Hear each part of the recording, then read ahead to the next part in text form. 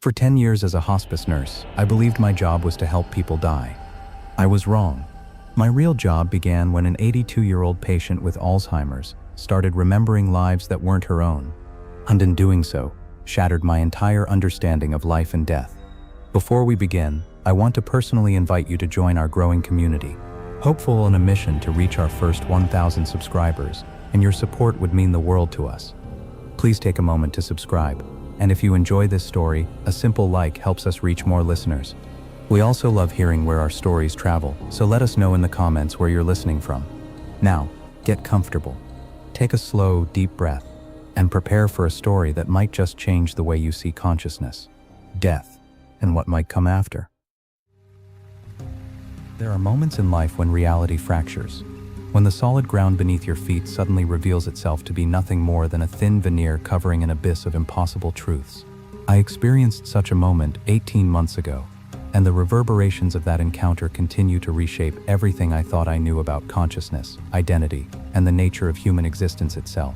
My name is Sarah Jenkins, and for 10 years I worked as a hospice nurse at Whispering Pines, a small residential facility nestled in the mountains of northern Colorado.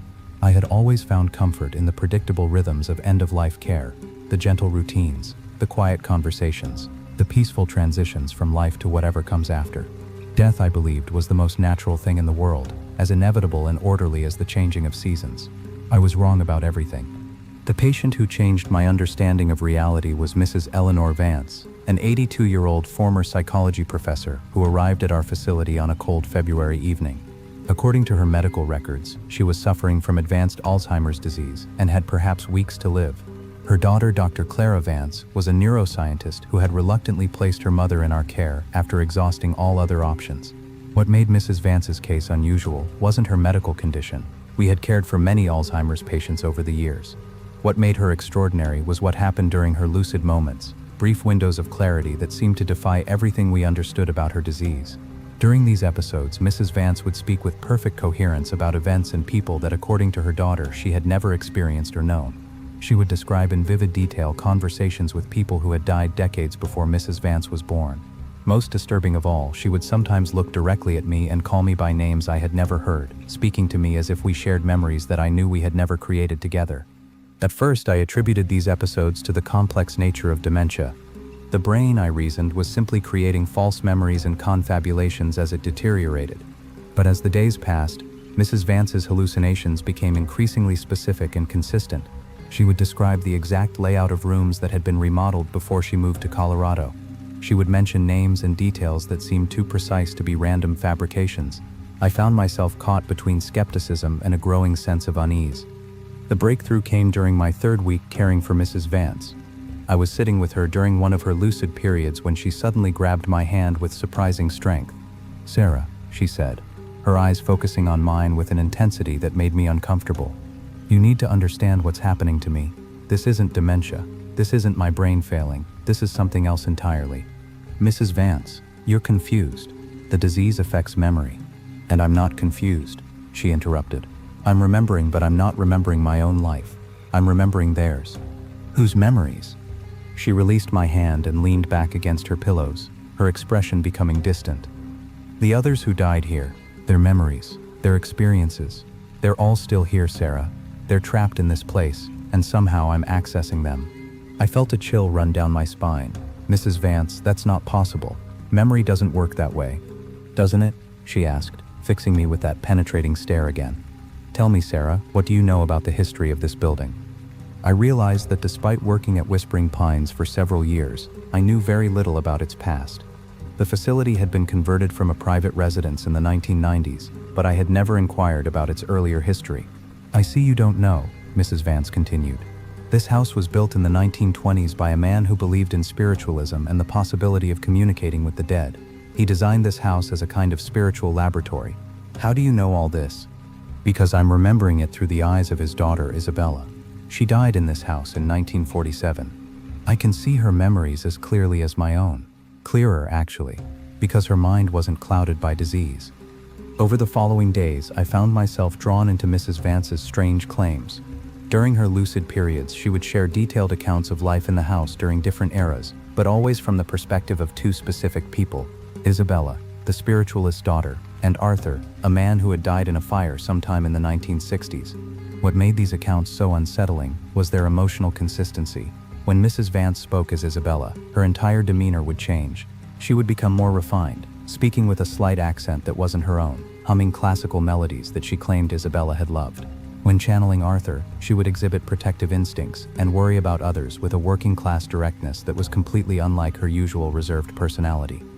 Driven by curiosity and a growing sense of unease, I began researching the history of our building during my off hours. What I discovered in the local historical society's archives was fragmentary but disturbing. There were references to an Isabella in some old correspondence, though the handwriting was difficult to decipher and the context unclear. I found records of a fire at the address in the 1960s, but the details were sparse, just a brief newspaper mention of casualties, including someone with the surname Morrison. The evidence was tantalizing but incomplete. Nothing I found definitively proved Mrs. Vance's claims, but nothing contradicted them either. The gaps in the historical record seemed to leave just enough space for her impossible memories to exist. But it was during one of Mrs. Vance's episodes that I experienced something that shook me to my core. She had been channeling Isabel's memories when she suddenly looked directly at me and said, "You remind me of my sister Catherine. She had your same kind eyes, your same gentle way of moving through the world." The words themselves weren't particularly remarkable, but as she spoke them, I felt something I had never experienced before. A sudden, overwhelming sense of familiarity, as if I were remembering something I had forgotten.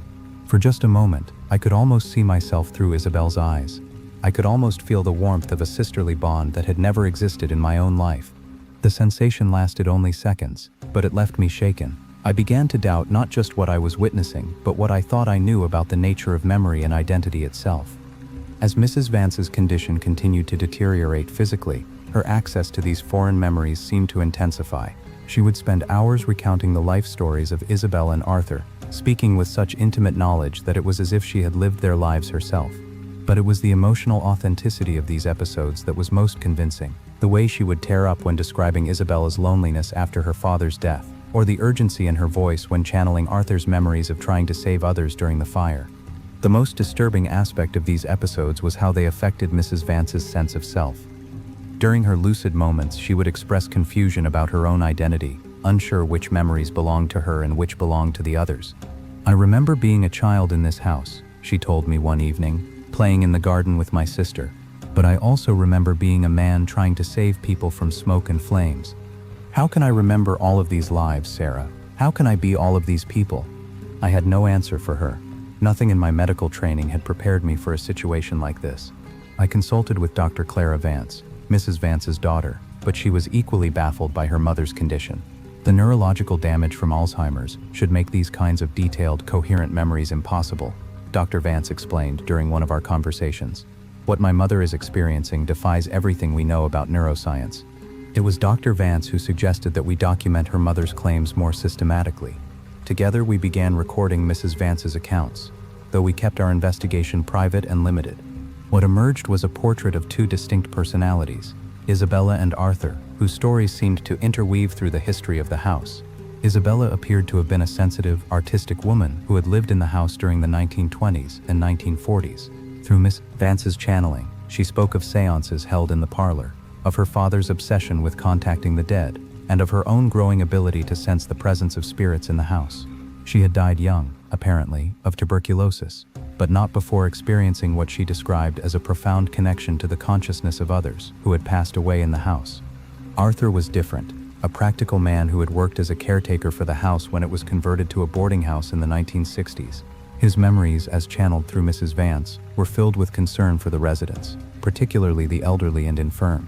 He had died trying to save others during an electrical fire, and his consciousness seemed to carry the weight of that final heroic act.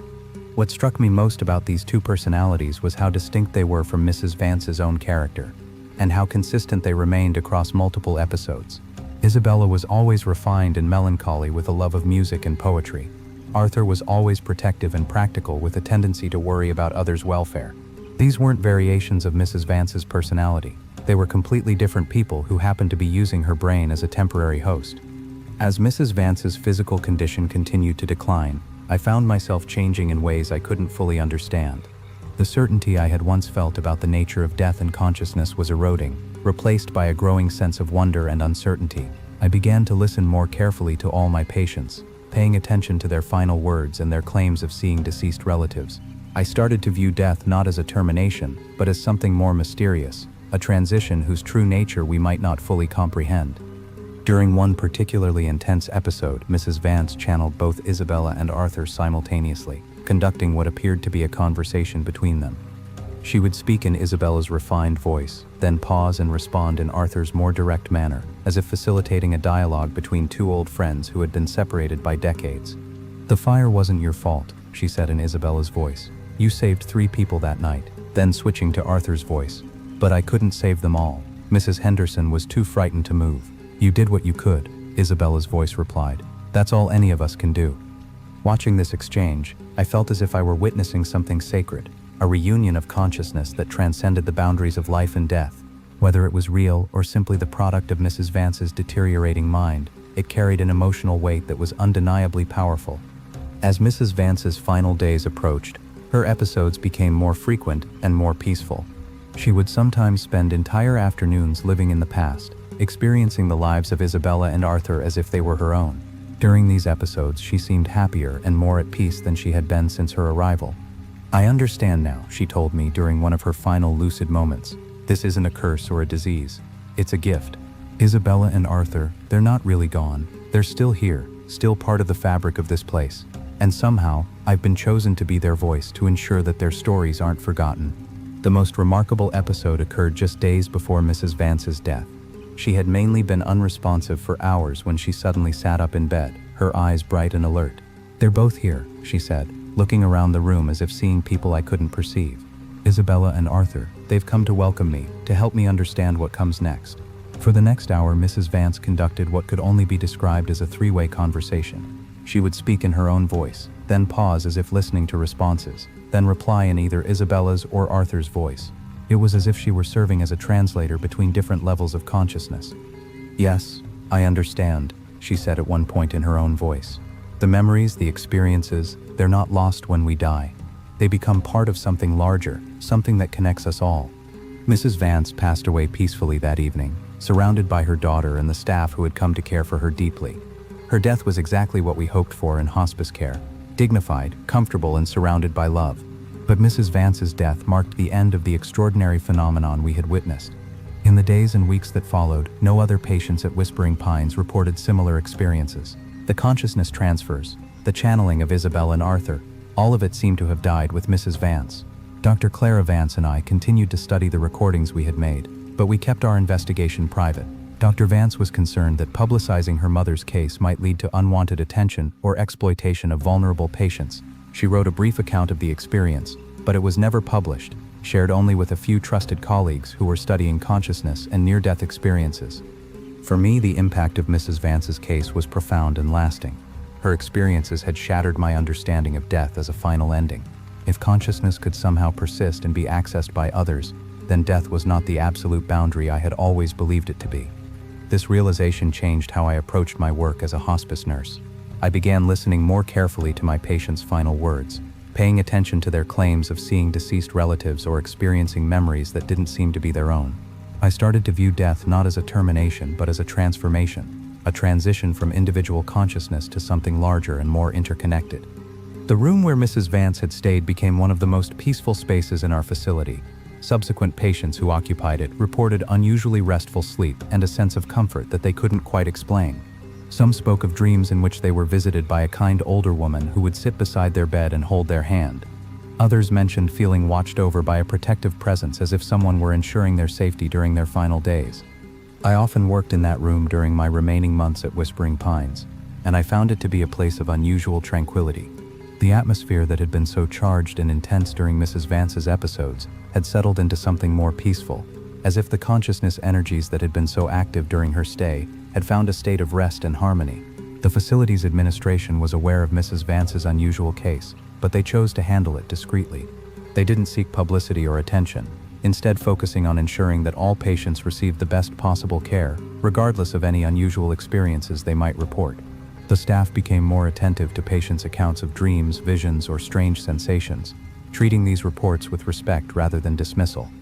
While I never encountered another case as dramatic as Mrs. Vance's, I began paying closer attention to my patients' reports of unusual experiences. Some of these experiences, when quietly investigated, proved to have elements that were difficult to explain through conventional means. Patients would describe deceased individuals with remarkable accuracy or provide details about historical events they had never studied. While none of these cases approached the extraordinary nature of Mrs. Vance's experiences, they suggested that consciousness might be more complex and resilient than we had realized. The legacy of Mrs. Vance's case extended into my personal life as well. Her experiences had fundamentally changed my understanding of death and dying, transforming my approach not just to my work but to my own mortality. I no longer feared death as an absolute ending, but saw it as a transition into something that might be different but not necessarily final. This shift in perspective affected my relationships with family and friends, particularly during times of loss and grief. I found myself able to offer comfort and hope that went beyond conventional religious or philosophical consolations. While I couldn't promise that consciousness survived death, I could share the possibility that Mrs. Vance's case had revealed that death might not be the absolute boundary we had always assumed it to be. As I eventually transitioned to a new position at another hospice facility, I carried with me not just the memory of Mrs. Vance's extraordinary case, but a fundamentally transformed understanding of what it meant to care for the dying. I had learned that consciousness might be far more mysterious and resilient than we had ever imagined, that the boundaries between individual minds might be more fluid than we realized, and that death might not be an ending but a transformation into something we were only beginning to understand. The patient who changed everything for me was Mrs. Eleanor Vance, a woman whose unique abilities had provided a glimpse into possibilities that challenged everything we thought we knew about consciousness, memory, and the nature of human existence. Her legacy lived on not in scientific publications or public recognition, but in the quiet transformation of perspective she had created in those of us who had witnessed her extraordinary journey. Mrs. Vance had shown us that the mystery of consciousness was far more profound than we had ever imagined, that the boundary between life and death might be more permeable than we had dared to hope, and that the connections we form with others might persist in ways we were only beginning to comprehend. I never spoke publicly about Mrs. Vance's case. It remained a private experience, shared only with those who had witnessed it firsthand, and a few trusted colleagues who understood the delicate nature of what we had observed. But the impact of her story continued to influence my work and my understanding of what it meant to care for the dying. Years later, I still think about Mrs. Vance and the extraordinary abilities she had displayed during her final weeks. I wonder if there are others like her, people who possess the rare sensitivity to access the consciousness patterns that might linger in certain places. I wonder if Isabel and Arthur are still there in that room, waiting for the next sensitive soul who might be able to hear their voices. What I know for certain is that Mrs. Vance changed everything for me. She transformed my understanding of death from an ending into a transition, from a boundary into a doorway. She showed me that the work of a hospice nurse involves more than just providing comfort during the dying process. It involves bearing witness to the full mystery of human consciousness and the profound connections that bind us all together. On my last night at Whispering Pines, I spent a few minutes alone in Mrs. Vance's former room. The space was quiet, peaceful, but there was something else, a presence that felt both familiar and comforting. I found myself thinking about Isabel and Arthur, about their stories and their connection to this place, and for just a moment, I could have sworn I heard the faint sound of classical music drifting through the air, and felt the gentle touch of a protective hand on my shoulder. I turned around, but the room was empty. Or maybe it wasn't. Maybe it never had been. In the end, Mrs. Vance's greatest gift was not the answers she had provided, but the questions she had raised. Questions about the nature of consciousness, the possibility of survival after death, and the mysterious connections that bind us all together. Her extraordinary case had opened a window into mysteries that humanity had pondered for millennia, offering hope that death might not be the absolute ending we had always feared. The room was quiet now, but it was never just quiet again, and somehow that made all the difference. The weeks following Mrs. Vance's death brought a period of quiet reflection that would fundamentally alter my understanding of hospice care and the nature of human consciousness. While the extraordinary phenomenon we had witnessed seemed to have died with her, the implications of her case continued to reverberate through every aspect of my work and personal life. Dr. Clara Vance remained deeply involved in analyzing the limited data we had collected during her mother's stay. The recordings of Mrs. Vance's episodes formed a small but comprehensive archive that she studied privately, sharing her findings only with a select few colleagues who specialized in consciousness research. What emerged from this analysis was a portrait of consciousness that challenged many assumptions about the nature of human identity and memory. The evidence we had gathered was compelling, but incomplete. Dr. Vance had managed to verify some of Mrs. Vance's claims through historical records. The fire in the 1960s had indeed occurred, and there were fragmentary references to both Isabella and Arthur in various documents, but many details remained unconfirmed, existing in the gaps between official records and family memories. What my mother experienced may never be fully explained, Dr. Vance told me during one of our final conversations about the case. But the consistency of her accounts, the emotional authenticity of her episodes, and the historical details she provided suggest that something extraordinary was happening. Whether it was genuine consciousness transfer or some unknown neurological phenomenon, it deserves to be documented and remembered. Dr. Vance brought in Dr. Emily Roberts, a neuropsychologist, to conduct a discrete analysis of the recordings. Dr. Roberts was fascinated by Mrs. Vance's case, but cautious about drawing any definitive conclusions. What we observed challenges our understanding of how consciousness and memory work, Dr. Roberts explained. After several weeks of study, Mrs. Vance was accessing information that she had never learned, displaying personality traits that weren't her own, speaking with knowledge that predates her birth. The neurological damage from her Alzheimer's should have made these kinds of detailed, coherent memories impossible, but without being able to replicate these conditions or study similar cases, we can only document what we observed, not explain it. The most compelling aspect of Dr. Roberts' analysis was her documentation of the distinct personality patterns that emerged during Mrs. Vance's episodes. When channeling Isabel, Mrs. Vance consistently displayed specific mannerisms, speech patterns, and emotional responses that were completely unlike her baseline personality. When accessing Arthur's memories, she exhibited different but equally consistent behavioral traits. These weren't variations of Mrs. Vance's personality, Dr. Roberts concluded. They were distinct psychological profiles that remained stable across multiple episodes. The consistency suggests that she was accessing genuine personality patterns that had somehow been preserved after death. During one particularly intense episode that we had recorded, Mrs. Vance channeled a conversation between Isabella and Arthur that revealed details about their relationship that we had never heard before. Speaking as Isabella, she described how Arthur had been kind to her during her final illness, bringing her flowers from the garden and sitting with her during her worst days. When channeling Arthur, she spoke of Isabella's courage in facing death and how her peaceful passing had given him hope during his own final moments years later. They knew each other, Dr. Vance observed, as we reviewed the recording, not just as people who had lived in the same house, but as friends who had formed a genuine connection across time. My mother was somehow accessing not just their individual memories, but the emotional bonds between them. This revelation added another layer of complexity to Mrs. Vance's case. If she was indeed accessing the consciousness of the deceased, she wasn't just channeling isolated individuals. She was tapping into a network of relationships and connections that had persisted beyond death.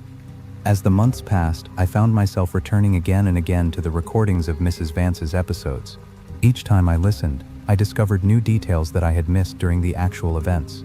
The way her voice would change when channeling different personalities, the specific mannerisms she would adopt, the emotional authenticity of her accounts. All of it pointed to something far more complex than simple confabulation or false memory. But it was the emotional impact of her story that affected me most profoundly. Mrs. Vance's experiences had forced me to confront fundamental questions about the nature of consciousness and death that I had never seriously considered before. If consciousness could somehow survive death and be accessed by others, what would that mean for how we understand human existence? What did it mean for how we cared for the dying? These questions began to influence every aspect of my work. I started paying closer attention to my patients' final words, listening for references to people or events that might not be part of their own memories. I became more sensitive to changes in personality or behavior that might indicate something beyond ordinary confusion or medication effects. While I never encountered another case as dramatic as Mrs. Vance's, I began to notice subtle patterns that I had previously overlooked. Patients would sometimes speak with knowledge they shouldn't have possessed or display personality traits that were completely unlike their usual behavior. These episodes were brief and easily dismissed as confusion, but they occurred with enough frequency to make me wonder if consciousness transfer might be more common than we realized. One older man dying of cancer spent his final days speaking fluent Italian despite having no known connection to Italy or the Italian language. His family was baffled, but when I researched the history of his room, I discovered that an Italian immigrant had died there in the 1980s. The connection might have been coincidental, but it reminded me of Mrs. Vance's case and made me wonder if some places might be more conducive to consciousness phenomena than others. A woman with dementia began playing piano pieces that she had never learned. her fingers moving across an imaginary keyboard with surprising skill and precision. When I asked her about the music, she said she was playing Isabella's favorite songs. There was no way she could have known about Isabella, but the coincidence was unsettling. These incidents were subtle and could easily be explained by conventional means, but they occurred frequently enough to suggest that consciousness might be more fluid and transferable than we had ever imagined. Perhaps Mrs. Vance's extraordinary sensitivity had allowed us to observe and document what was normally a subtle and overlooked aspect of the dying process. The room where Mrs. Vance had stayed became something of a sanctuary within our facility. Subsequent patients who occupied the space often reported unusually peaceful experiences, vivid dreams, and a sense of comfort that they couldn't quite explain. Some spoke of feeling watched over by benevolent presences, of sensing that they were not alone during their final days.